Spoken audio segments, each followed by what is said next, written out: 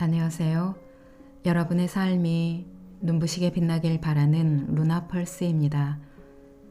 오늘 소개해 드릴 책은 이어령의 서원시 다시 한번 날개 하소서입니다. 이 책의 펴낸 곳은 도서출판 성한당입니다. 이 시대의 지성으로 불린 고 이어령 선생님의 마지막 서원을 기록한 책입니다. 선생님은 문학평론가이자 시인이었고 언론사 논설위원, 문화부 장관 등을 지냈습니다. 이 책은 2022년 새해를 맞아 온 국민이 눈부신 하늘로 다시 한번 날아올랐으면 좋겠다는 선생님의 간절한 염원이 담겨 있습니다. 14년 전 지은 날개 하소서라는 제목의 시에 선생님의 구술 해설을 입혀 서문을 완성했습니다. 그리고 한국 문화의 원형틀이 실려 있어 특별히 아끼셨던 13가지 이야기를 통해 선생님의 마지막 메시지를 만나볼 수 있습니다.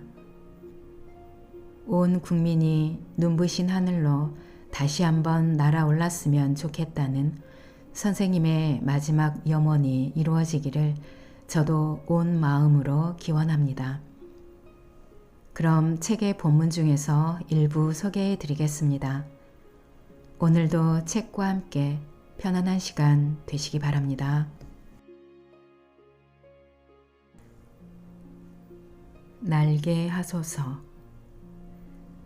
벼랑 끝에서 새해를 맞습니다. 우리에게 날 수 있는 날개를 주소서. 어떻게 여기까지 온 사람들입니까? 험난한 기아의 고개에서도 부모의 손을 뿌리친 적 없고 아무리 무서운 전란의 들판이라도 등에 업은 자식을 내려놓은 적 없었습니다. 남들이 앉아 있을 때 걷고 그들이 걸으면 우리는 뛰었습니다. 숨가쁘게 달려와 이제 꿀과 젖이 흐르는 땅이 눈앞인데 이 낭떠러지에서 그대로 떨어지라 하십니까? 벼랑이 벼랑인 줄도 모르는 사람들입니다. 어쩌다가 북한이 핵을 만들어도 놀라지 않고 수출을 3천억 달러 해도 웃지 않는 사람들이 되고 말았습니까? 거짓 선지자들을 믿은 죄입니까? 남의 눈치보다 길을 잘못 든 탓입니까? 정치의 기둥이 조금만 더 쏠려도 시장 경제의 지붕에 구멍 하나 더 나도 법과 안보의 울타리보다 철없는 자의 키가 한치만 더 높아져도 그때는 천인단해의 헛발을 내딛는 추락입니다. 덕담이 아니라 날개를 주십시오. 비상에는 비상을 해야 합니다. 도끼서린 정치인들에게는 비둘기의 날개를 주시고 살기 지친 서민들에게는 독수리의 날개를 주십시오. 주눅든 기업인들에게는 갈매기의 비행을 가르쳐 주시고 진흙 바닥에 처박힌 지식인들에게는 구름보다 높이 나는 종달새의 날개를 보여주소서. 날개 하소서. 뒤처진 자에게는 제비의 날개를, 설빔을 마련하지 못한 사람에게는 공작의 날개를, 홀로 사는 노인에게는 천년하게 날개를 주소서. 그리고 남남처럼 되어가는 가족에게는 원앙새의 깃털을 내려주소서. 우리 어린 것들이 다니는 학교 마당에도 황혼이 지고 있습니다. 더 어둡기 전에 미네르바의 부엉이처럼 날개를 펴게 하시고 갈등과 무질서로 더 이상 이 사회가 찢기기 전에 기러기처럼 나는 법을 가르쳐 주소서. 소리를 내어 서로 격려하고 선두 자리를 바꾸어가며 대열을 이끌어 간다는 저 신비하고 오묘한 기러기처럼 우리 모두를 날게 하소서. 아닙니다. 아주 작은 날개라도 좋습니다. 날자, 날자, 한 번만 더 날아보자꾸나. 지금 외치는 이들의 소원을 들어주소서. 은빛 날개를 펴고 새해의 눈부신 하늘로 날아오르는 경쾌한 비상의 시작. 벼랑 끝에서 날게 하소서. 흙과 디지털이 하나 되는 세상. 에티오피아의 동화 한 편이 생각난다. 서구의 두 모험가가 에티오피아라는 거대한 나라의 구석구석을 찾아다니며 정보를 수집해서 지도를 만들었다. 금과 은을 구하려고 돌들을 조사하기도 했다. 그런 보고를 듣고도 황제는 그들을 환대하고 선물까지 내렸다. 그들이 에티오피아를 떠나 배를 타려고 할 때 뒤따라온 근위병들은 그들이 신고 있던 구두를 벗겼다. 그리고 구두를 조심스럽게 털고 깨끗이 닦아낸 후 영문을 몰라 하는 서양의 탐험가들에게 황제의 말을 전했다. 그대들은 멀리 떨어진 강한 나라에서 왔다. 그대들은 에티오피아가 모든 나라 가운데 가장 아름답다는 것을 그대들의 눈으로 보았을 것이다. 이 땅의 흙은 우리에게 소중하다. 우리는 그 흙에 씨앗을 심고 우리의 죽은 자들을 묻는다. 우리는 피곤할 때 그 위에 누워 쉬고 들판에서 우리의 소떼에게 풀을 뜯긴다. 그대들이 계곡에서 산으로, 평야에서 숲으로 걸어 다녔던 바로 그 오솔길들은 우리 조상의 발과 우리 어린아이들의 발로 만들어진 것이다. 에티오피아의 흙은 우리의 아버지, 우리의 어머니, 우리의 형제다. 우리는 그대들을 환대했으며 귀한 선물을 주었다. 그러나 흙은 우리가 가지고 있는 가장 값진 것이다. 그러므로 우리는 그 흙을 단 한 알갱이도 줄 수 없다. 아름답고 감동적인 이야기다. 그러나 흙의 감동과 아름다움 때문에 에티오피아인들은 3000년의 긴 역사를 잃고 서구인들의 지배를 받았다.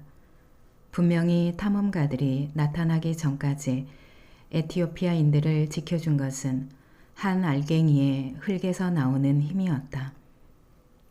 서양 사람들은 시바의 여왕이 가지고 있는 아름다움의 힘과 한 아이를 놓고 싸우는 두 여인을 명쾌하게 재판한 솔로몬의 지혜를 그들의 구두에 묻혀가지는 못했다.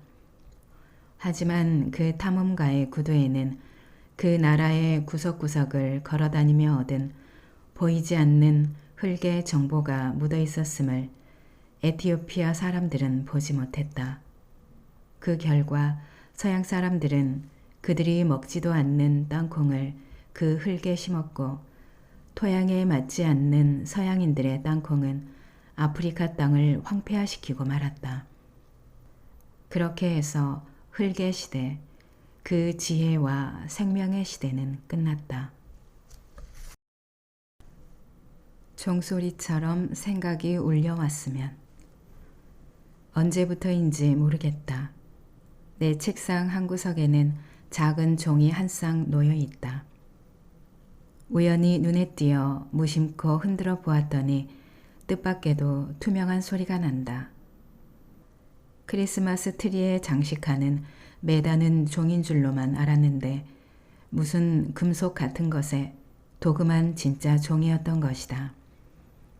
높은 소리를 내는 것이 은종이고 조금 낮은 소리로 울리는 것이 금종이다. 별로 눈여겨본 적도 없던 것이 소리를 내는 순간 무엇을 발견했을 때와 똑같은 충격을 받았다. 얼마나 오랫동안 그 소리는 먼지 속에 감춰져 있었던 것일까. 내 손이 닿기 전까지 그것은 하나의 돌멩이와 같은 존재였거나 아니면 한 번도 존재해 본 적이 없는 그냥 텅 빈 것이었는지도 모른다.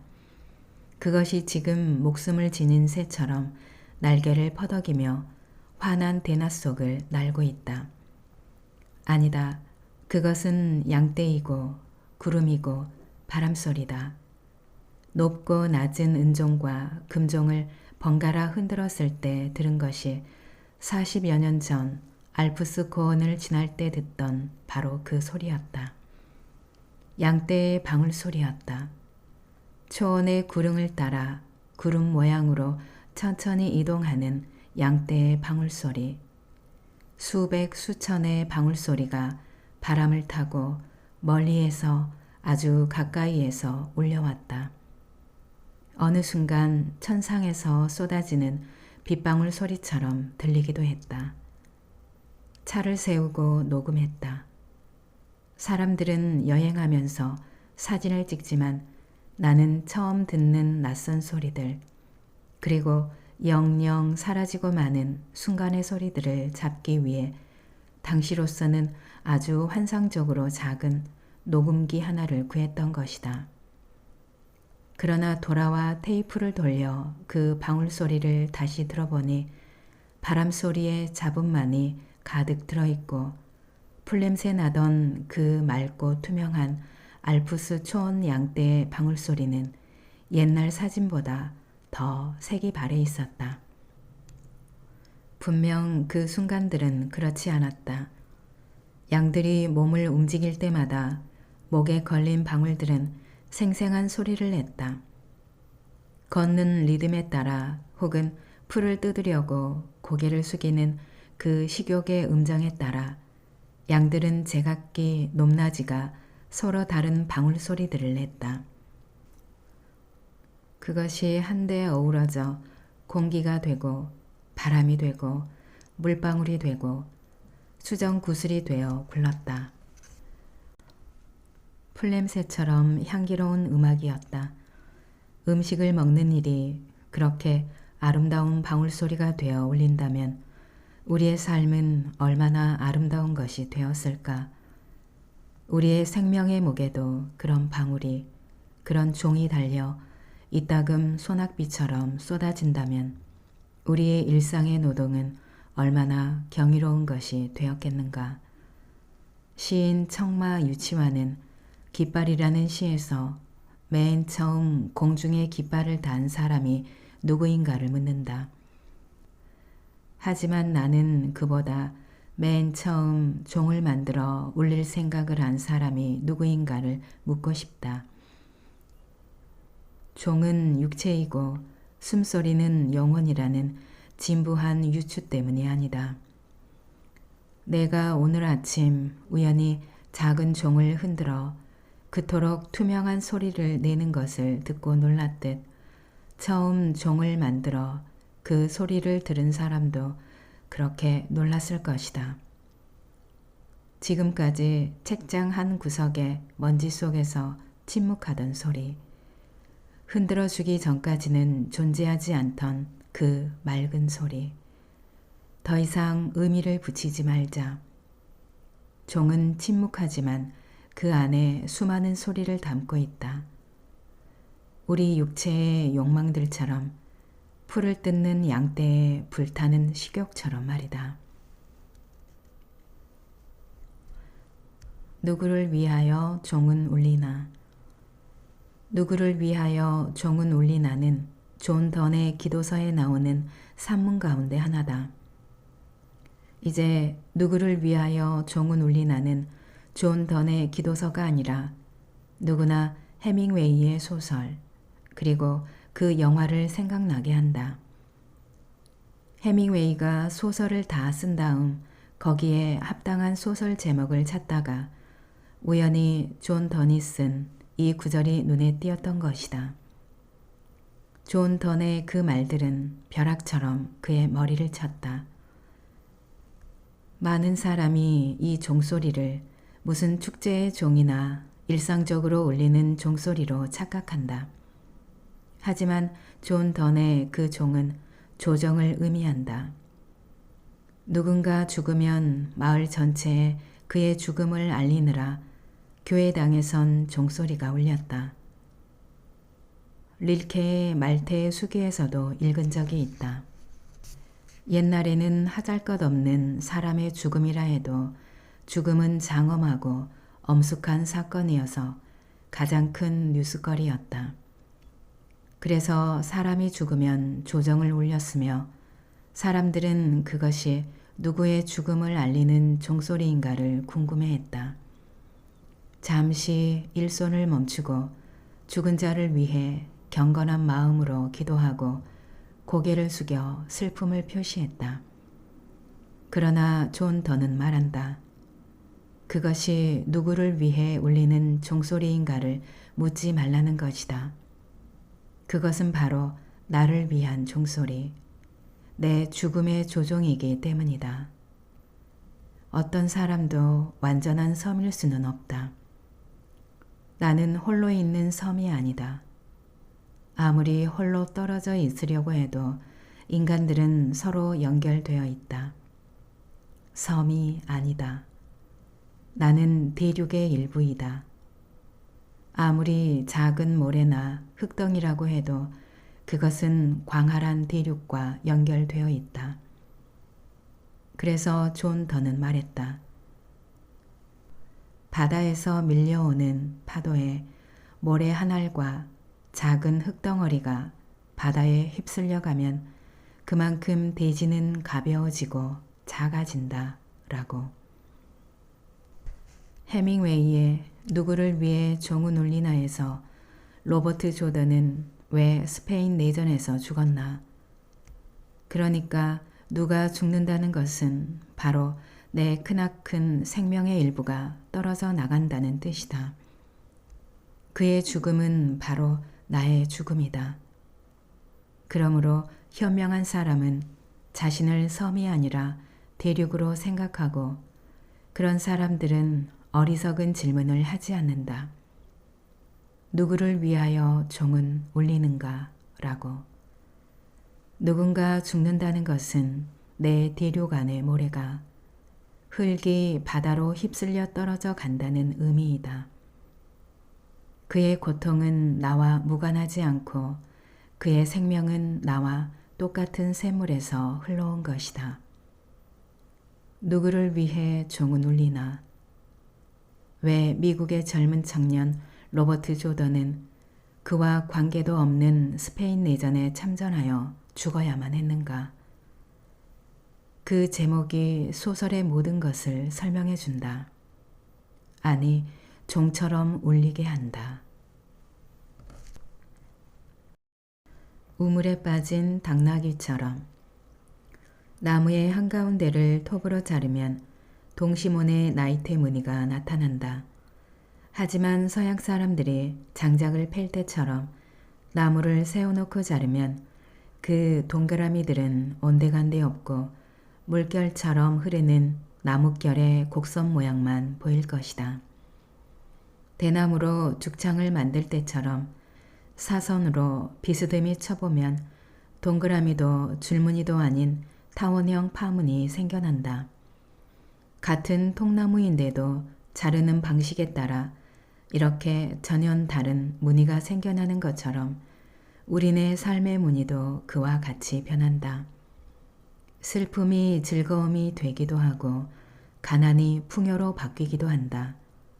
나의 운명, 나의 가정, 그리고 사랑과 사업, 또 이념과 나의 조국, 그 모든 것이 통나무를 자를 때처럼 다르게 변한다.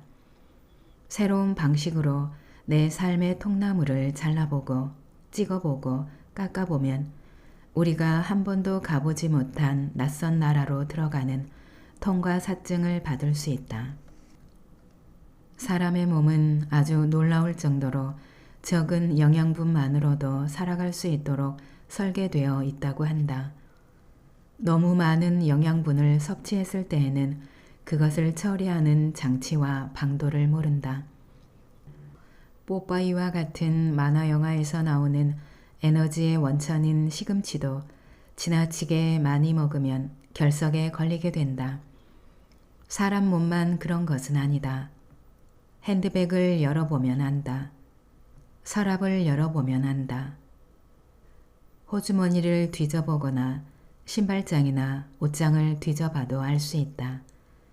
이미 용도가 폐기된 물건들이 산더미처럼 쌓여 있다. 한 번도 쓰지 않은 것들이 쓰레기나 다름없이 보관되어 있다. 아이들 물건일수록 버릴 것이 많다. 손과 발이 커지니 작아진 신발이나 장갑도 생겨난다.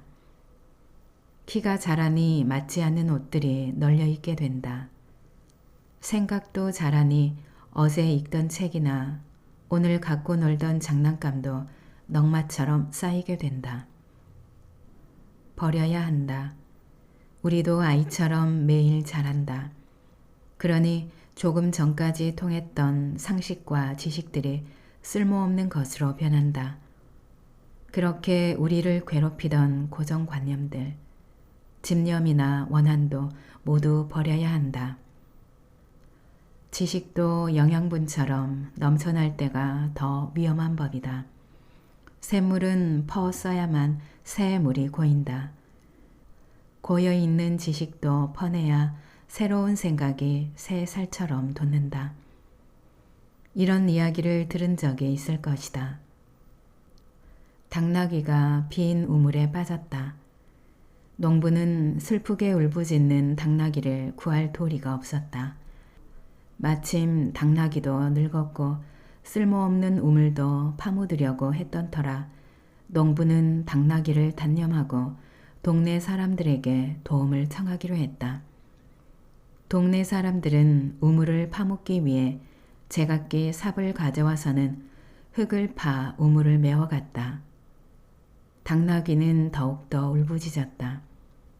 그러나 조금 지나자 웬일인지 당나귀가 잠잠해졌다. 동네 사람들이 궁금해 우물 속을 들여다보니 놀라운 광경이 벌어지고 있었다. 당나귀는 위에서 떨어지는 흙더미를 털고 털어 바닥에 떨어뜨렸다. 그래서 발밑에 흙이 쌓이게 되고 당나귀는 그 흙더미를 타고 점점 높이 올라오고 있었던 것이다. 그렇게 해서 당나귀는 자기를 묻으려는 흙을 이용해 무사히 그 우물에서 빠져나올 수 있었다. 정말 그렇다. 사람들이 자신을 매장하기 위해 던진 비방과 모함과 굴욕의 흙이 오히려 자신을 살린다. 남이 진흙을 던질 때 그것을 털어버려 자신이 더 성장하고 높아질 수 있는 용원의 발판으로 만든다. 그래서 어느 날 그 공경의 우물에서 벗어나 자유롭게 살아갈 수 있는 나를 맞게 된다. 뒤집어 생각할 줄 알아야 한다. 모든 삶에는 거꾸로 된 거울 뒤 같은 세상이 있다.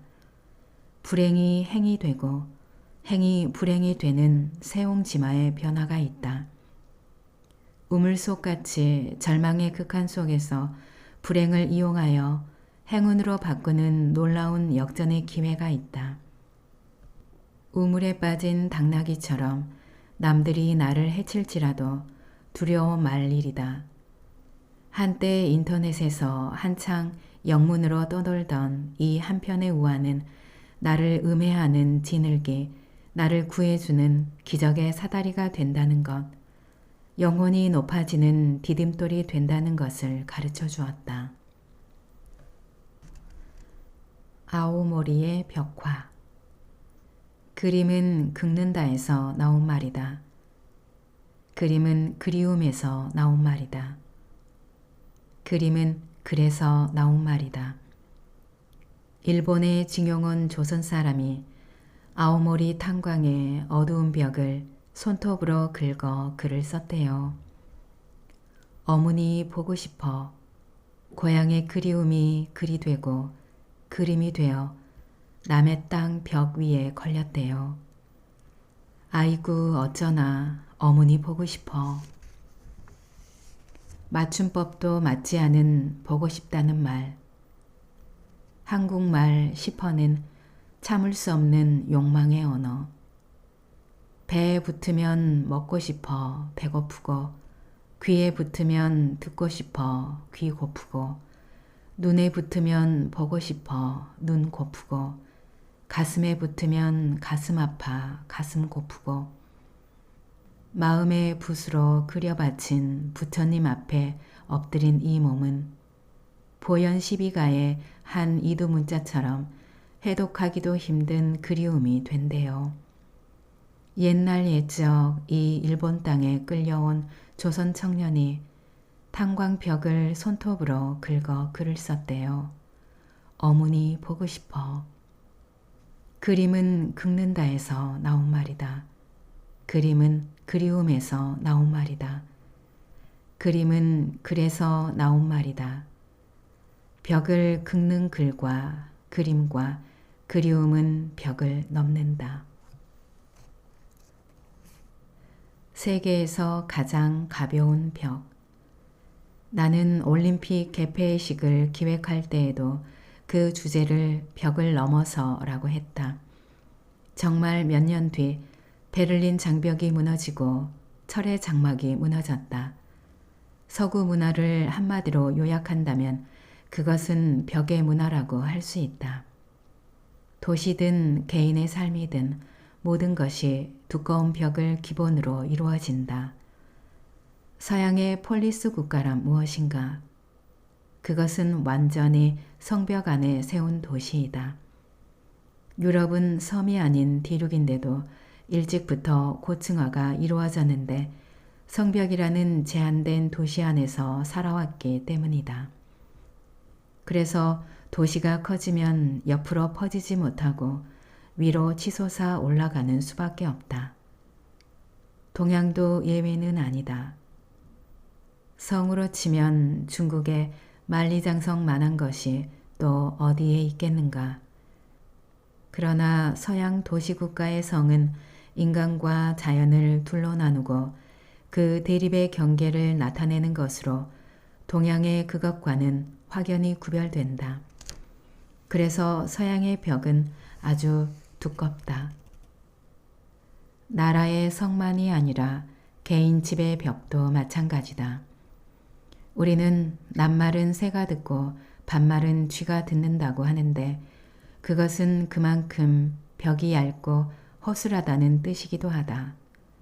그렇지만 서구의 벽은 철저하게 방음이 잘 되는 두꺼운 벽으로 되어 있다. 실제로 서양 집은 대개 적조식으로 돌이나 벽돌로 벽을 쌓아 만든 것이다. 거기에 비해 한국 집은 가구식이라 하여 기둥을 세워놓고 집을 지은 비내력 벽으로 되어 있다. 그래서 전통적인 한옥은 벽을 터도 무너지지 않지만 양옥은 집 전체가 무너지고 만다.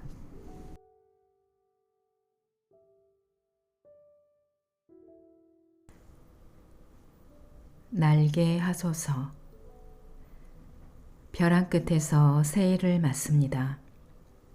우리에게 날 수 있는 날개를 주소서. 어떻게 여기까지 온 사람들입니까?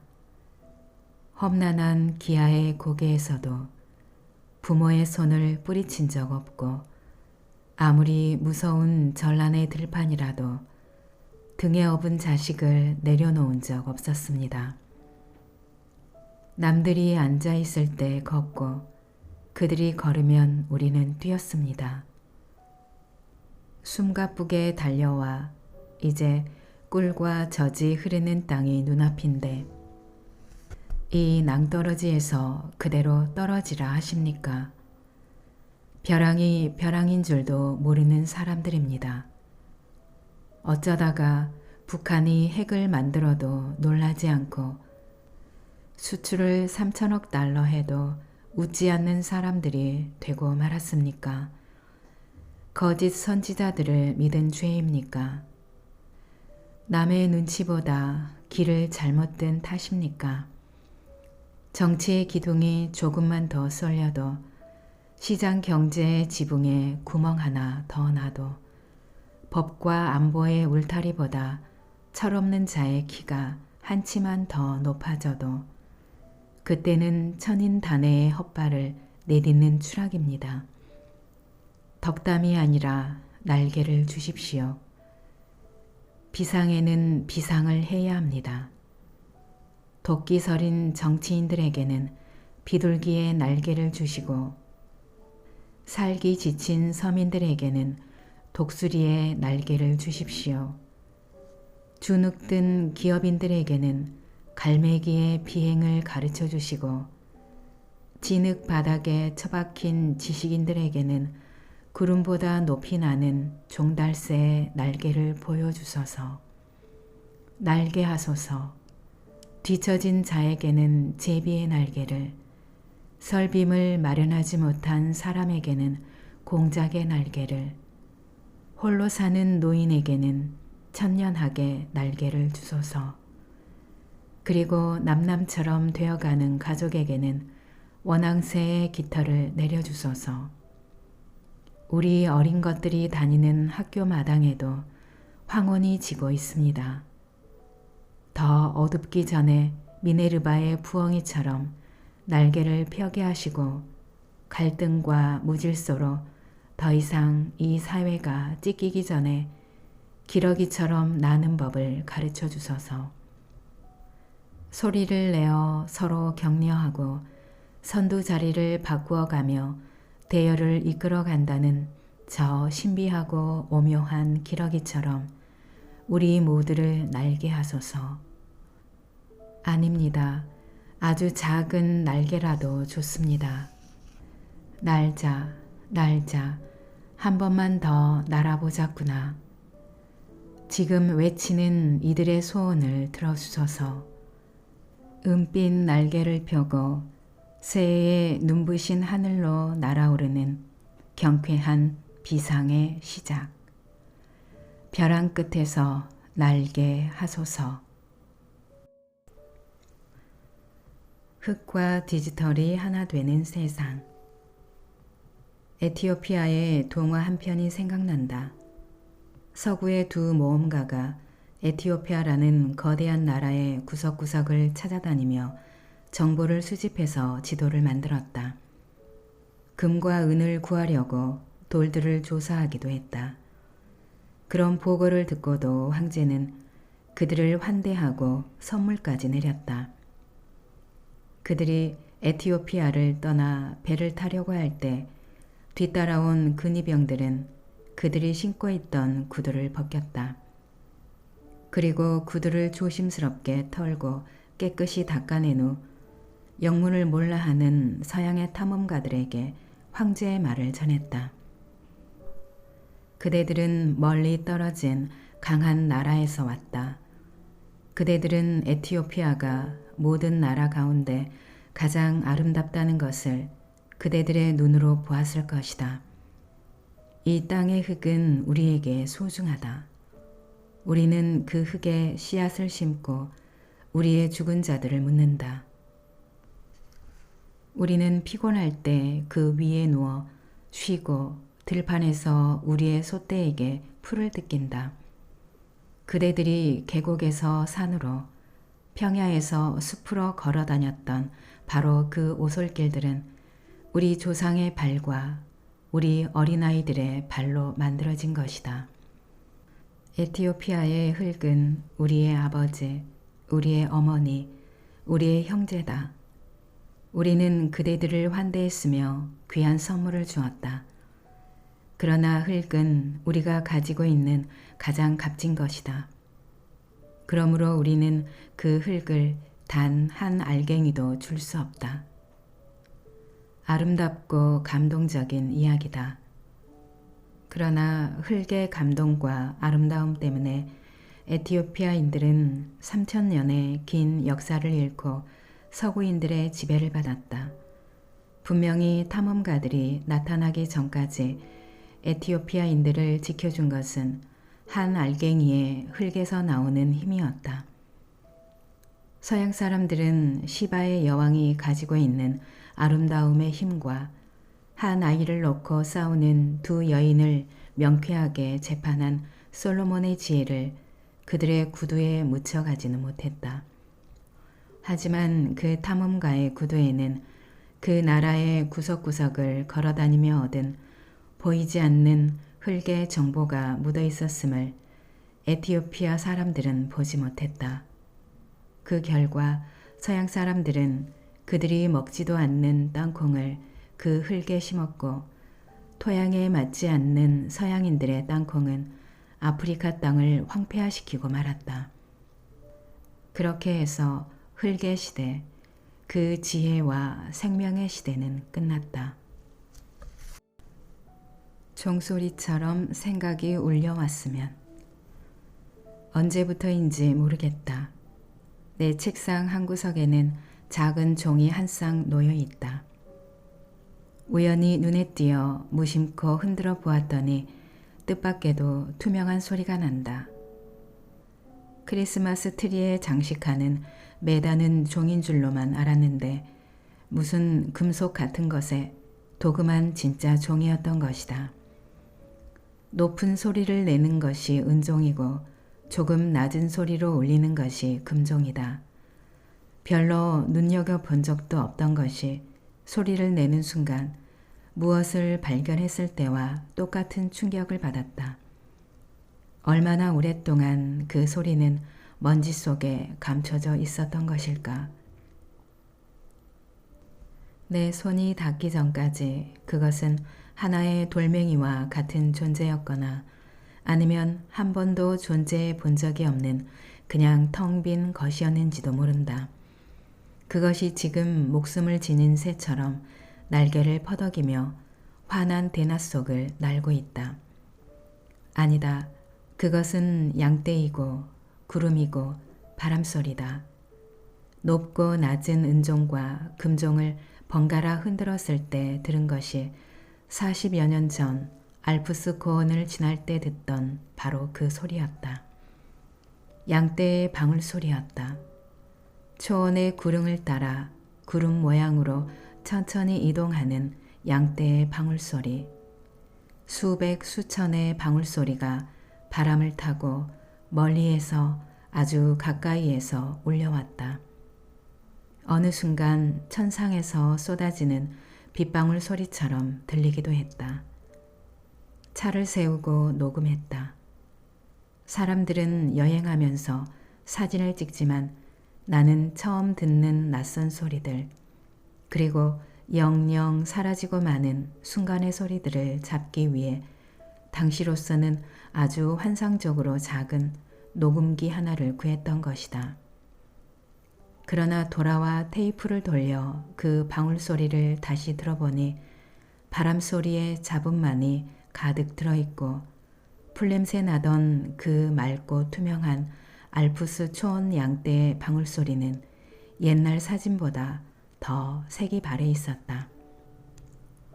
분명 그 순간들은 그렇지 않았다. 양들이 몸을 움직일 때마다 목에 걸린 방울들은 생생한 소리를 냈다. 걷는 리듬에 따라 혹은 풀을 뜯으려고 고개를 숙이는 그 식욕의 음정에 따라 양들은 제각기 높낮이가 서로 다른 방울 소리들을 냈다.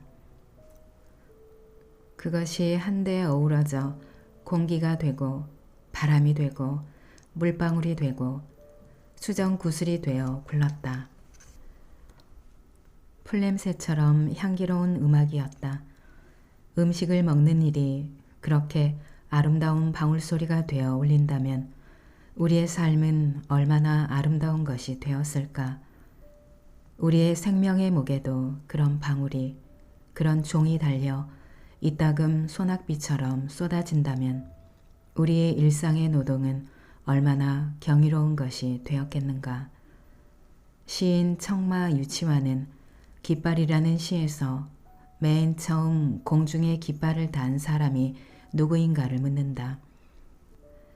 하지만 나는 그보다 맨 처음 종을 만들어 울릴 생각을 한 사람이 누구인가를 묻고 싶다. 종은 육체이고 숨소리는 영혼이라는 진부한 유추 때문이 아니다. 내가 오늘 아침 우연히 작은 종을 흔들어 그토록 투명한 소리를 내는 것을 듣고 놀랐듯 처음 종을 만들어 그 소리를 들은 사람도 그렇게 놀랐을 것이다. 지금까지 책장 한 구석에 먼지 속에서 침묵하던 소리, 흔들어 주기 전까지는 존재하지 않던 그 맑은 소리. 더 이상 의미를 붙이지 말자. 종은 침묵하지만 그 안에 수많은 소리를 담고 있다. 우리 육체의 욕망들처럼, 풀을 뜯는 양떼에 불타는 식욕처럼 말이다. 누구를 위하여 종은 울리나. 누구를 위하여 종은 울리나는 존 던의 기도서에 나오는 산문 가운데 하나다. 이제 누구를 위하여 종은 울리나는 존 던의 기도서가 아니라 누구나 해밍웨이의 소설, 그리고 그 영화를 생각나게 한다. 해밍웨이가 소설을 다 쓴 다음 거기에 합당한 소설 제목을 찾다가 우연히 존 던이 쓴 이 구절이 눈에 띄었던 것이다. 존 던의 그 말들은 벼락처럼 그의 머리를 쳤다. 많은 사람이 이 종소리를 무슨 축제의 종이나 일상적으로 울리는 종소리로 착각한다. 하지만 존 던의 그 종은 조정을 의미한다. 누군가 죽으면 마을 전체에 그의 죽음을 알리느라 교회당에선 종소리가 울렸다. 릴케의 말테의 수기에서도 읽은 적이 있다. 옛날에는 하잘것없는 사람의 죽음이라 해도 죽음은 장엄하고 엄숙한 사건이어서 가장 큰 뉴스거리였다. 그래서 사람이 죽으면 조정을 울렸으며 사람들은 그것이 누구의 죽음을 알리는 종소리인가를 궁금해했다. 잠시 일손을 멈추고 죽은 자를 위해 경건한 마음으로 기도하고 고개를 숙여 슬픔을 표시했다. 그러나 존 던은 말한다. 그것이 누구를 위해 울리는 종소리인가를 묻지 말라는 것이다. 그것은 바로 나를 위한 종소리, 내 죽음의 조종이기 때문이다. 어떤 사람도 완전한 섬일 수는 없다. 나는 홀로 있는 섬이 아니다. 아무리 홀로 떨어져 있으려고 해도 인간들은 서로 연결되어 있다. 섬이 아니다. 나는 대륙의 일부이다. 아무리 작은 모래나 흙덩이라고 해도 그것은 광활한 대륙과 연결되어 있다. 그래서 존 던은 말했다. 바다에서 밀려오는 파도에 모래 한 알과 작은 흙덩어리가 바다에 휩쓸려 가면 그만큼 대지는 가벼워지고 작아진다 라고. 해밍웨이의 누구를 위해 종은 울리나에서 로버트 조던은 왜 스페인 내전에서 죽었나? 그러니까 누가 죽는다는 것은 바로 내 크나큰 생명의 일부가 떨어져 나간다는 뜻이다. 그의 죽음은 바로 나의 죽음이다. 그러므로 현명한 사람은 자신을 섬이 아니라 대륙으로 생각하고 그런 사람들은 어리석은 질문을 하지 않는다. 누구를 위하여 종은 울리는가? 라고. 누군가 죽는다는 것은 내 대륙 안의 모래가 흙이 바다로 휩쓸려 떨어져 간다는 의미이다. 그의 고통은 나와 무관하지 않고 그의 생명은 나와 똑같은 샘물에서 흘러온 것이다. 누구를 위해 종은 울리나? 왜 미국의 젊은 청년 로버트 조던은 그와 관계도 없는 스페인 내전에 참전하여 죽어야만 했는가? 그 제목이 소설의 모든 것을 설명해 준다. 아니, 종처럼 울리게 한다. 아오모리의 벽화. 그림은 긁는다에서 나온 말이다. 그림은 그리움에서 나온 말이다. 그림은 그래서 나온 말이다. 일본에 징용 온 조선 사람이 아오모리 탄광의 어두운 벽을 손톱으로 긁어 글을 썼대요. 어머니 보고 싶어. 고향의 그리움이 글이 되고 그림이 되어 남의 땅 벽 위에 걸렸대요. 아이고 어쩌나 어머니 보고 싶어. 맞춤법도 맞지 않은 보고 싶다는 말. 한국말 싶어는 참을 수 없는 욕망의 언어. 배에 붙으면 먹고 싶어 배고프고 귀에 붙으면 듣고 싶어 귀 고프고 눈에 붙으면 보고 싶어 눈 고프고 가슴에 붙으면 가슴 아파 가슴 고프고 마음의 붓으로 그려바친 부처님 앞에 엎드린 이 몸은 보현 12가의 한 이두 문자처럼 해독하기도 힘든 그리움이 된대요.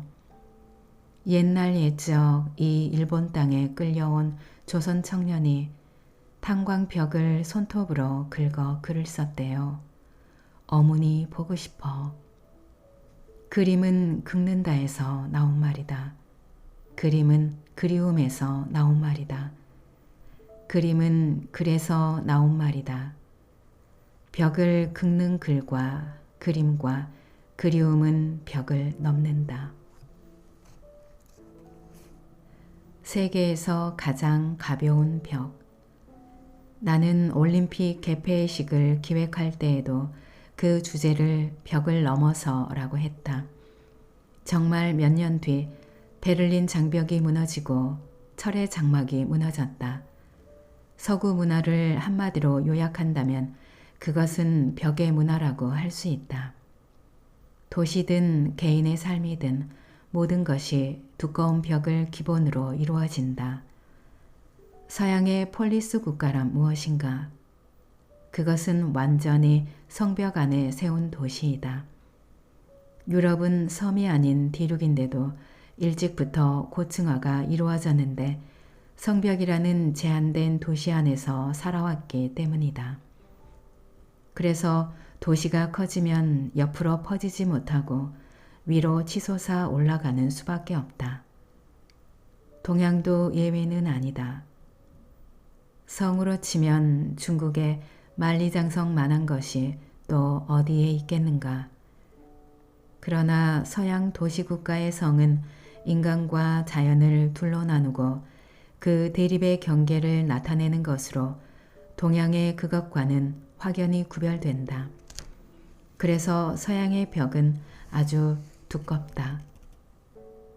나라의 성만이 아니라 개인 집의 벽도 마찬가지다. 우리는 낱말은 새가 듣고 반말은 쥐가 듣는다고 하는데 그것은 그만큼 벽이 얇고 허술하다는 뜻이기도 하다. 그렇지만 서구의 벽은 철저하게 방음이 잘 되는 두꺼운 벽으로 되어 있다. 실제로 서양 집은 대개 적조식으로 돌이나 벽돌로 벽을 쌓아 만든 것이다. 거기에 비해 한국 집은 가구식이라 하여 기둥을 세워놓고 집을 지은 비내력 벽으로 되어 있다. 그래서 전통적인 한옥은 벽을 터도 무너지지 않지만 양옥은 집 전체가 무너지고 만다.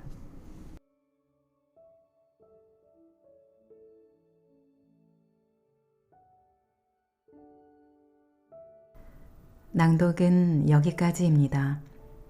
여러분의 구독과 좋아요, 댓글은 저에게 큰 힘이 되는 거 아시죠? 오늘도 끝까지 들어주셔서 감사합니다.